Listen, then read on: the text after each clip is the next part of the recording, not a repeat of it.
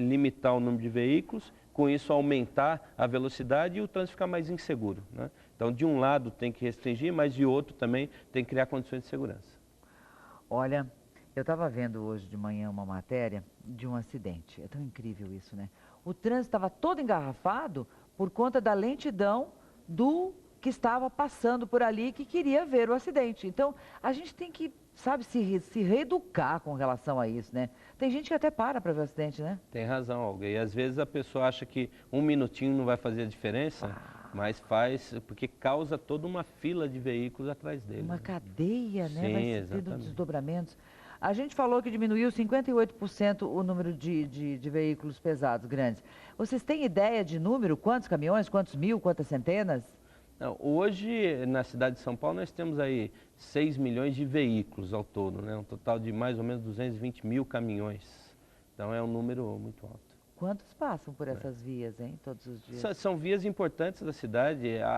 Existe um fluxo muito intenso desses caminhões. Você pode ter certeza que a maioria passa por ali. Você que é um estudioso do assunto, está aqui com o Código de Trânsito Brasileiro anotado. Quarta edição, revista atualizada, deve ser muito bacana esse livro. Qual que é a saída para São Paulo, Júlio? Essa pergunta é boa. Principalmente porque não tem uma única saída, né, Olga? Você falou uma questão importante, é preciso mudar também a forma de pensamento do motorista. Hoje você verifica que os veículos na cidade, na maioria das vezes, tem uma pessoa só, quando muito duas pessoas. Então as pessoas têm uma dependência muito grande do automóvel.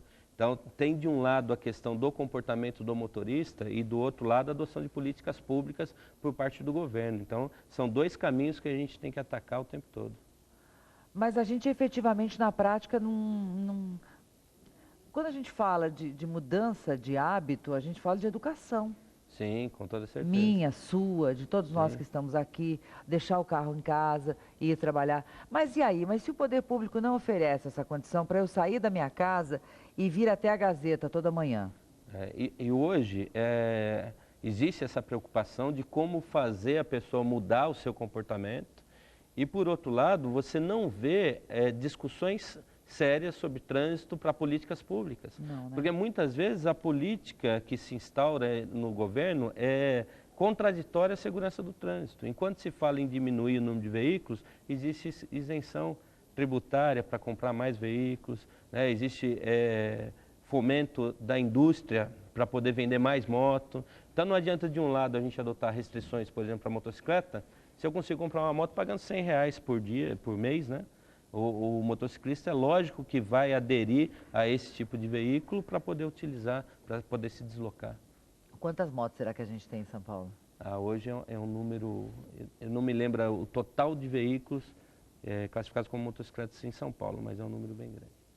Mais de 400 mil? Sim. Mais. Eu lembro uma vez era 450 mil, Sim. eu já achava um absurdo. Não, já está mais disso. Hoje entram em São Paulo cerca de 1.000 veículos por dia, né?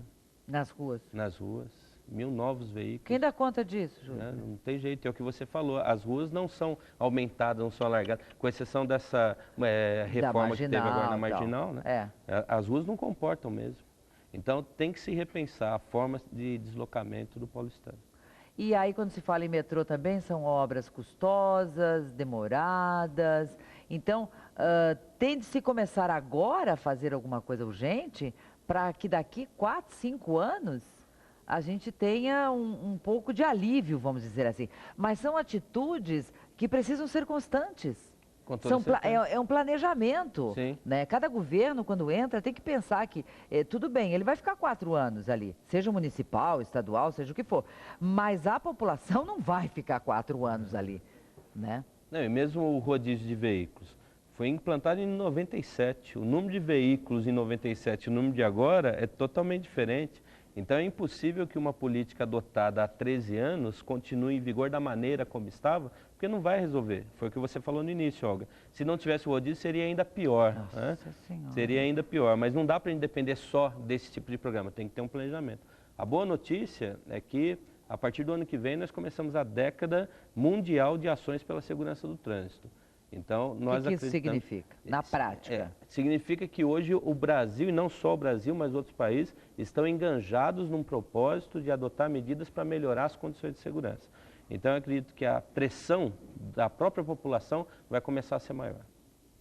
É, educação de novo, né? Exatamente. E quando a gente fala educação, é interessante porque a educação não é só aquela da escola, não é só aquela Não. do motorista quando está tirando a habilitação, mas é até do exercício da fiscalização de trânsito. Porque tem gente que reclama da multa, mas eu posso dizer que a multa também educa.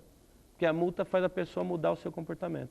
Tanto é que uma das perguntas que você me fez é qual é o valor da multa, qual é o total de pontos na carteira. Porque o motorista quer saber isso também, qual é a consequência que ele vai ter.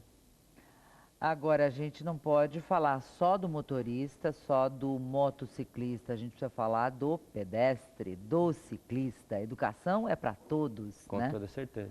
Porque o pedestre também faz umas barbaridades, né? Também faz. E às vezes não percebe qual a consequência da sua atitude. É um conjunto, não adianta. E quando a gente, qualquer assunto que a gente fale, a gente sempre vai cair. Parece assim, uma loucura. O que a gente repete isso, a educação, é a conscientização. Não adianta. A gente roda, roda, roda e cai no mesmo lugar. Exatamente. Porque eu lembro de uma amiga quando foi a primeira vez para Portugal. Ela chegou e falou assim, meu Deus do céu, mas eu fiquei assim, horrorizada. Eu falei, o que que aconteceu? Eu ia atravessar a rua quando eu tirei o pé da calçada para colocar na faixa, o carro que estava vindo já parou. Eu não precisei nem estar sobre a faixa de pedestre. Falei, pois é, né? É assim, é a bendita da educação, né? Exatamente. Mas essa é uma prática que no Brasil, em algumas cidades, já tem sido comum. Melhorou Sim, você pega Curitiba, muito, Brasília. muito. São Paulo ainda não tem muita cultura de respeito à faixa de pedestre, mas em outras cidades isso já é frequente. O uso do cinto, eu lembro que foi uma briga. Aliás, falar em cinto, vocês viram uma novidade agora lá em Curitiba? Já que a gente está falando de carro, de trânsito, roubar cadeirinhas das crianças. Eu vi ontem no noticiário. É? Porque agora todo mundo está sendo obrigado a colocar a cadeirinha no carro. E aí virou um objeto de desejo dos ladrões as cadeirinhas. Mas Santo Cristo, não tem jeito, hein? É a eterna luta do bem contra o mal, né? Vamos nós, vamos nós. Às vezes eu me pego, sabe, Júlio, às vezes eu fico, não posso ficar desesperançada com relação a alguns assuntos, mas eu vou te contar que tem umas coisas que deixam a gente muito triste. www.abptran.org, para você que queira saber mais. E você que tem caminhão, que é caminhoneiro, que é parente de caminhoneiro, já sabe das restrições de algumas ruas aqui de São Paulo. Obrigada pelo livro, tá? Eu agradeço a oportunidade e até a próxima. Tá bom? Muito bem.